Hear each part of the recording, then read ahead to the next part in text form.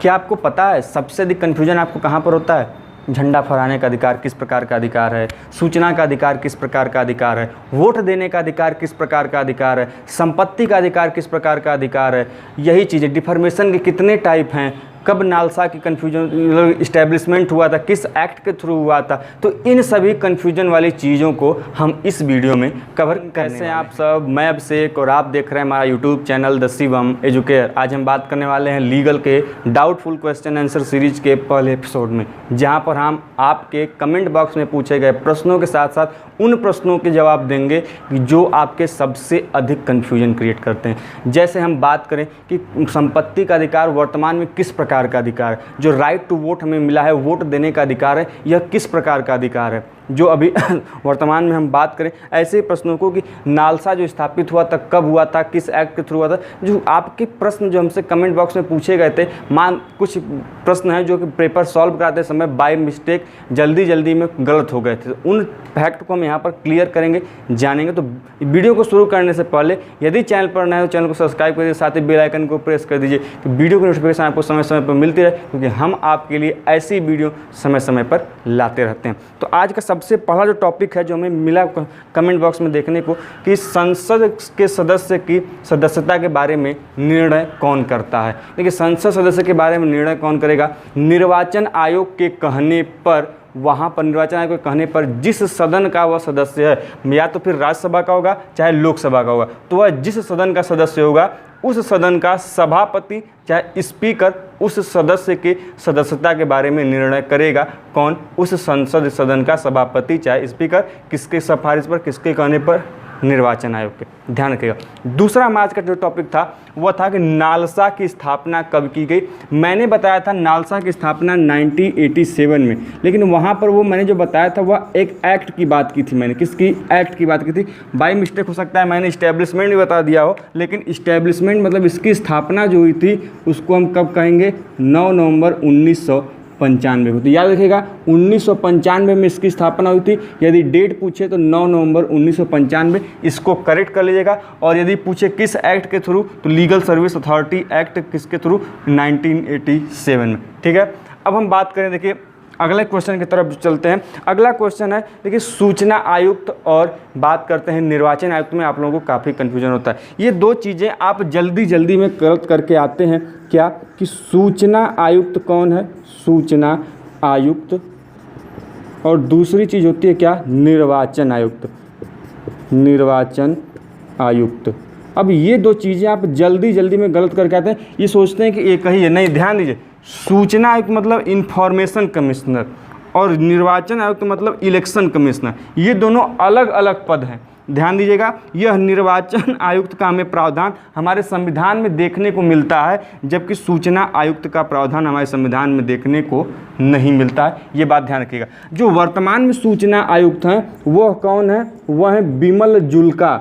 देखिए, जो चीज़ें बताई जा रही हैं उसको नोट कर लीजिए। आपको कभी पूछता है निर्वाचन आयोग तो आप लगा देंगे बिमल जुल्का, या फिर सूचना आयोग पूछेगा तो आप दूसरा लगा देंगे। तो ध्यान रखिएगा, मैक्सिमम होता क्या है कि आपसे सूचना आयोग पूछा जाता है तो आप बताते किसका है? निर्वाचन आयुक्त का। तो ध्यान दीजिएगा, दोनों अलग चीज़ें। और निर्वाचन आयुक्त कौन है इस समय? कौन है? सुनील अरोड़ा हैं। कौन है? सुनील अरोड़ा हैं। तो ये बातें ध्यान रखिएगा। निर्वाचन आयुक्त और सूचना आयुक्त अलग अलग हैं। इनको हम इंफॉर्मेशनल कमीशन बोलते हैं, इसको इलेक्शन कमीशन बोलते हैं। इनका काम देश में क्या है? क्या करना है? निर्वाचन के कंडक्ट कराना है, ये इलेक्शन कराना, कंडक्ट कराना है। और ये वर्तमान में कौन है? सुनील अरोड़ा। और सूचना आयुक्त कौन है? बिमल जुल्का है। अगले प्रश्न की तरफ चलते हैं। अगला प्रश्न हमारा है कि उपराष्ट्रपति एवं राष्ट्रपति के निर्वाचन से संबंधित चीज़ें आपके एग्जाम में पूछी जाती हैं। तो हम गलत हो जाता है वो चीज़ें। एक बात देखिए, क्लियर समझ लेंगे तो आपको आसानी से समझ में आ जाएगा। देखिए, दो लोगों की बात हम यहाँ पर करेंगे। पहला किसके बारे में करेंगे? राष्ट्रपति के बारे में। और दूसरा हम बात करेंगे किसके? उपराष्ट्रपति के बारे में। देखिए, जो राष्ट्रपति होता है उसके निर्वाचन में कौन कौन भाग लेगा? सबसे पहली चीज़ एक बात याद रखिएगा, यदि राष्ट्रपति होगा तो निर्वाचित सदस्य, ध्यान रखिएगा, निर्वाचित सदस्य। यहाँ पर एक चीज़ की बात नहीं की जाएगी, वह होगा किसकी? मनोनीत सदस्य। ध्यान रखिएगा, निर्वाचित सदस्य केवल और केवल भाग लेंगे किसमें? राष्ट्रपति के। अब कौन कौन से निर्वाचित सदस्य? देखिए, संसद के दोनों सदन अर्थात लोकसभा प्लस राज्यसभा के निर्वाचित सदस्य। मनोनीत सदस्य मैंने बोला कि भाग नहीं लेंगे। अब लोकसभा राज्यसभा हो गया, अर्थात हम इसको कंबाइंड रूप में क्या बोल सकते हैं, संसद के निर्वाचित सदस्य बोल सकते हैं। अब साथ में जितनी विधानसभाएं हैं, विधानसभाएं चाहे वह किसकी हो, स्टेट की हो अर्थात राज्य की हो, या फिर विधानसभाएं किसकी हो, यूनियन टेरिटरी या फिर किसकी हो, संघ शासित प्रदेशों के, उनके भी निर्वाचित सदस्य ही, मनोनीत सदस्य नहीं, इन चारों के जो निर्वाचित सदस्य होते हैं यही भाग लेते हैं इसके निर्वाचन में, किसके, राष्ट्रपति या प्रेसिडेंट के। फिर समझिएगा, जो इलेक्टेड मेंबर होते हैं, जो चुन कर जाते हैं, वह चाहे लोकसभा सदस्य हो, चाहे राज्यसभा, चाहे विधानसभा के जो राज्यों से आते हैं, या विधानसभा जो संघ शासित प्रदेशों से आते हैं, जो कि वर्तमान में कहाँ पर है, दिल्ली में है, पुडुचेरी में है और जम्मू कश्मीर में है। तो यहाँ के जो निर्वाचित सदस्य होंगे वही राष्ट्रपति के निर्वाचन में भाग लेंगे। लेकिन जो मनोनीत किए जाते हैं, जैसे लोकसभा में 2, राज्यसभा में 12 और विधानसभा में 1 जो मनोनीत किए जाते हैं एवं विधान परिषद में, ये भाग नहीं लेते। इसको लिख लीजिए, याद कर लीजिए, अन्यथा आपका नंबर कट जाएगा कि मनोनीत सदस्य भाग नहीं लेते। आपको कंफ्यूजन करने के लिए सही पूछ देता है। अब हम बात करें किसकी, उपराष्ट्रपति की। उपराष्ट्रपति में कौन लेगा, उपराष्ट्रपति में निर्वाचन में कौन कौन भाग लेता है, इसमें लेते हैं कौन, संसद के निर्वाचित सदस्य प्लस, अब यहाँ पर मनोनीत सदस्य भी भाग लेते हैं, ये बात ध्यान रखिएगा, मनोनीत सदस्य भी भाग लेते हैं। इसमें मनोनीत सदस्य नहीं ले रहे थे, किसमें, राष्ट्रपति में, लेकिन उपराष्ट्रपति मनोनीत सदस्य भाग लेंगे, साथ ही सदस्य के संसद के निर्वाचित सदस्य भी भाग लेंगे। ये बातें याद रखिएगा, कन्फ्यूजन करता है आपको, इसलिए ध्यान रखिएगा। अगला हमारा जो आज का टॉपिक था जिससे आप लोग सबसे अधिक कन्फ्यूजन में थे, यदि हम उसकी बात करें तो उसका जो प्रश्न उठता है कि राष्ट्रीय युवा दिवस कब मनाया जाता है। देखिए यह क्वेश्चन था और उसमें सभी लोगों ने कहा कि स्वामी विवेकानंद होगा। यदि ऑप्शन में विवेकानंद न हो तो ये बात ध्यान रखिएगा। उस ऑप्शन में था, एक ऑप्शन था क्या, राजीव गांधी।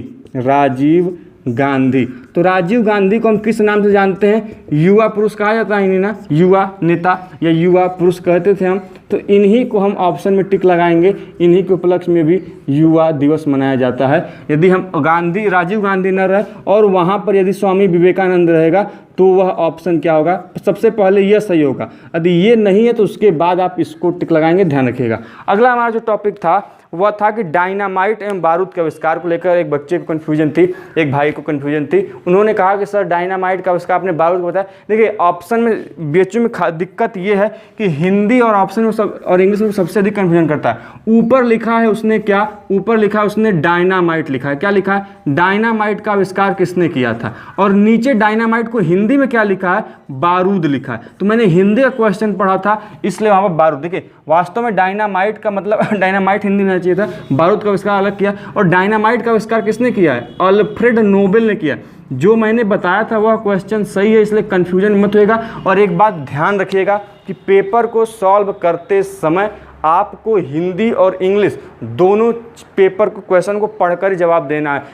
जिसमें सही लगे, नहीं हिंदी सही है ठीक है, नहीं समझ में आए तो एक बार इंग्लिश का भी प्रश्न पढ़िएगा, क्योंकि कभी कभी क्या होता है एक क्वेश्चन गलत हो जाता है। जैसे यदि आप एक क्वेश्चन देखे होंगे कि पूछा था 7 व्यक्ति रेलवे प्लेटफॉर्म पर झगड़ा करते हैं और यात्री क्षुब्ध हो जाते हैं, तो वह उन्होंने कौन सा अपराध किया। उसमें दंगा को बोला है इंग्लिश में क्या, एफ्रे बोला है, और बलवा को क्या बोला है, राइट बोला। ये चीज़ें अलग अलग कर दी हैं, उल्टा पुल्टा कर दिया। तो सिंपली इसका आंसर एफ्रे होगा, क्या हो जाएगा, बलवा हो जाएगा, जो कि हिंदी में बलवा कहते हैं। लेकिन उसके इंग्लिश के हिसाब से उसने क्या दिया है, दंगा, हिंदी के हिसाब से उसने दंगा सही किया। तो ऑप्शन नंबर 2 उसका टिक लगा लीजिएगा, सही होगा, वहाँ पर कन्फ्यूजन मत करिएगा। अगले जो गलती कन्फ्यूजन थी वह थी कि यूपीएससी के वर्तमान में अध्यक्ष कौन है। यूपीएससी के वर्तमान में अध्यक्ष कौन है, प्रदीप कुमार जोशी हैं। कौन है, प्रदीप कुमार जोशी हैं, ठीक है। अब यह प्रदीप कुमार जोशी, इनके पहले कौन थे, इनके पहले अरविंद सक्सेना थे। ये बात ध्यान रखिएगा, इनकी हाल ही फिलहाल में नियुक्ति हुई है। अगला हमारा जो प्रश्न था कि डिफॉर्मेशन के कितने प्रकार होते हैं। डिफॉर्मेशन देखिए सभी लोग कह रहे हैं 3 प्रकार होते हैं, पहला स्लेंडर, दूसरा क्या होता है लाइबल, और तीसरा इन्यूडो। देखिए मेन जो 2 प्रकार होते हैं ये यही होते हैं, लाइबल और स्लेंडर। क्या, लाइबल और स्लेंडर डिफॉर्मेशन के 2 मेन इंग्रेडिएंट है। लेकिन जो आप सभी बोल रहे हैं इन्यूडो, यह इन्यूडो एक जस्ट उसी की भांति का है, सिमिलर होता है, उसका प्रकार नहीं होता है। यह न्यूडो जो होता है ठीक इसी प्रकार का होता है, और इसमें भी एक मतलब एक छिपा हुआ इनडायरेक्टली मानहानि की तरफ प्रभाव देता है कौन, इनिडो। लेकिन मेन जो 2 प्रकार होते हैं वह कौन होते हैं, स्लेंडर और लाइबल। स्लेंडर और लाइबल 2 प्रकार, एक अपमान लेख बोलते हैं, एक को बोलते हैं, जब हिंदी में मुझे याद नहीं आ रहा है, एक को बोलते हैं इंग्लिश में पता है, एक में स्लेंडर बोलते हैं और एक को बोलते हैं लाइबल। ठीक है, एक में क्या किया जाता है कि एक में बाई ओरल किसी की मानहानि की जाती है, डिफर्मेशन किया जाता है, एक में रिटेन स्टेटमेंट में किया जाता है। ये बात ध्यान रखिएगा। अगला हमारा है कि प्रथम राष्ट्रीय विधि विश्वविद्यालय कहाँ पर स्थापित किया गया था। इसको लेकर आप लोगों को काफ़ी कन्फ्यूजन। देखिए, यदि ये पूछे, ध्यान समझिएगा, एकदम कंसंट्रेट हो गए, यदि ये पूछे आपसे कि प्रथम विधि विश्वविद्यालय, प्रथम विधि विश्वविद्यालय यदि पूछे, देखिए हम इसमें कुछ भी वो नहीं लगाए हैं, विधि विश्वविद्यालय, हमने कुछ एक्स्ट्रा जोड़ा विधि विश्वविद्यालय में, मैंने राष्ट्रीय जोड़ा नहीं जोड़ा। जब सीधा सीधा पूछे कि भारत का प्रथम विधि विश्वविद्यालय कब स्थापित किया गया, तो वह होगा आपका 1956 में। कब, 1956 में स्थापित किया गया, ध्यान रखिएगा। लेकिन वहीं पर आपसे यह कहे कि प्रथम और विधि से पहले क्या जोड़ दे, राष्ट्रीय विधि विश्वविद्यालय। प्रथम राष्ट्रीय विधि विश्वविद्यालय कब स्थापित किया गया, मतलब कहाँ स्थापित किया गया, तो वह जो हमने बढ़ाया था ना कि NLU, कौन सा, बेंगलुरु, अर्थात प्रथम राष्ट्रीय विधि विश्वविद्यालय जो बेंगलुरु में स्थापित हुआ था वह भारत का प्रथम राष्ट्रीय विधि विश्वविद्यालय है। कहीं कहीं पर आपको इसका उत्तर क्या मिलेगा, 1987, कहीं कहीं पर 1988। मैंने जो देखा था NLU SI के वेबसाइट पर, जो उसकी वेबसाइट है वहाँ पर 1988 है, लेकिन आपको मैक्सिमम जगह 1987 मिलेगा। तो यदि आप लगाना चाहें तो 1987 पर ट्रस्ट कर सकते हैं। वैसे मैंने जो देखा था उसकी वेबसाइट पर जाकर 1988 था, लेकिन फिर भी यदि आपको पसंद हो तो आप 1987 लगा सकते हैं। अगले की बात करें हम कि हाँ, अपराध के तत्व के लिए, कैसे आपको एग्जाम में देखे होंगे कि हर 3-4 जगह पेपर में क्वेश्चन आया है कि अपराध के या क्राइम के जो मेन 2 इंग्रेडिएंट है कौन कौन से, तो उसमें कई जगह अलग अलग आंसर दिया। किसी में बोला है कि मोटिवेशन या मोटिव और इंटेंशन को भी उसमें क्राइम का एक पार्ट बताया। लेकिन ध्यान रखिए, क्राइम को करने के लिए मेन 2 ही इंग्रेडिएंट होते हैं। मैंने बताया था क्राइम को, जब मैंने स्पेशली जो वीडियो बनाई थी उसमें मैंने बताया था कि पहला होता है क्या, एक्टस रियस होता है, और दूसरा क्या होता है, मेंस रिया होता है। यही दोनों मिलकर फॉर्मेट करते हैं किसका, किसी क्राइम या ऑफेंस को। तो यही 2 होते हैं, इसके अलावा नहीं होता। ये बात ध्यान रखिएगा, कन्फ्यूजन में मत पड़िएगा।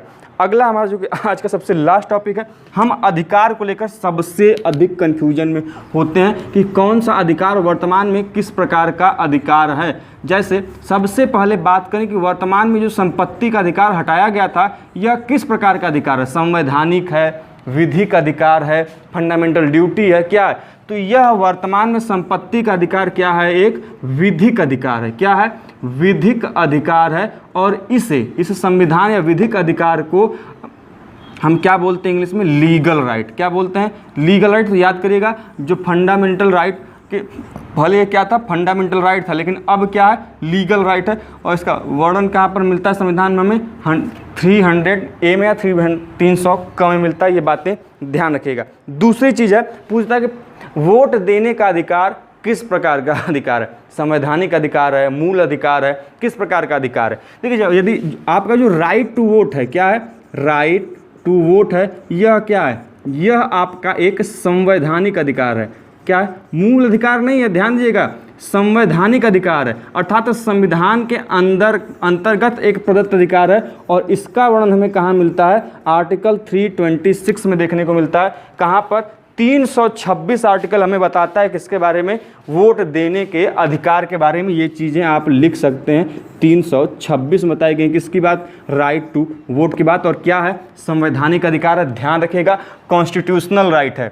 संवैधानिक बार बार कर रहे हैं, कन्फ्यूजन मत होइएगा, लिख लीजिएगा पेपर में लेके, कॉपी में पेन लेके कि राइट टू वोट क्या है, संवैधानिक अधिकार है। संपत्ति का अधिकार क्या है, विधिक अधिकार है। अब तीसरी जो चीज़ पूछी जाती है आपसे कि right to fly, right to fly a flag, मतलब झंडा फहराने का अधिकार आपका किस प्रकार का अधिकार है, संवैधानिक अधिकार है, मूल अधिकार है, विधिक अधिकार है, या इनमें से कोई नहीं। आपको कन्फ्यूजन हो जाएगा कि आपको लगेगा कन्फ्यूजन हो जाएगा क्या है क्या नहीं। देखिए, यह जो दिल्ली हाई कोर्ट था उसने कहा था एक अपने जजमेंट में कि यह जो झंडा फहराने का अधिकार है वह हमारे 91A के अंदर क्या है, एक मूल अधिकार है। क्या है, 91A के अंतर एक मूल अधिकार है, अर्थात फंडामेंटल राइट है। क्या, right to fly a flag, मतलब झंडा फहराने का अधिकार हमें क्या मिला है, एक राइट टू फंडामेंटल राइट के तहत मिला है। किसमें, आर्टिकल 91A में दिल्ली हाई कोर्ट का जजमेंट है ये।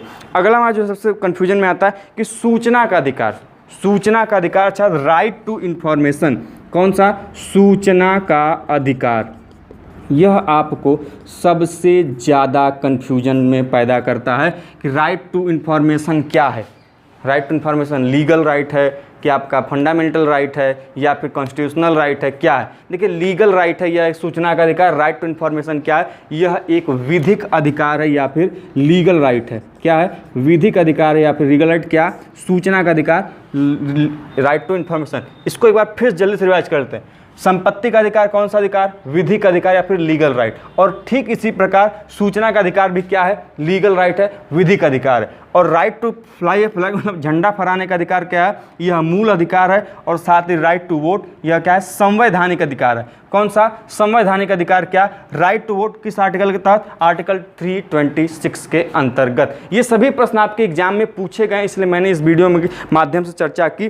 तो यदि अब कोई कन्फ्यूजन हो तो हमें कमेंट बॉक्स में बताइए। और अब हम पिछले कल से परसों तक के बीच में कोशिश करेंगे कि आपके जितने पूछे गए प्रश्न हो या फिर इस पेपर का हम एनालाइज करके जो प्रश्न आपको कन्फ्यूजन की तरह लगेंगे, हम लीगल क्वेश्चन एंड सीरीज के 5 वीडियो कोशिश करेंगे कि आपके एग्जाम के पहले अपलोड हो जाएं और आप सभी उसके माध्यम से पढ़ने का प्रयास करें। तो वीडियो कैसी लगी, साथ ही दोस्तों के साथ शेयर करना ना भूलें। आपके लिए मेहनत की जाए तो आप भी मेहनत थोड़ा सा फर्ज अपना निभाइए और दोस्तों के साथ शेयर जरूर करिए स्टडी ग्रुप में। तो मिलते हैं ऐसी इंटरेस्टिंग वीडियो के साथ नेक्स्ट वीडियो में। तब तक के लिए जय हिंद, जय भारत।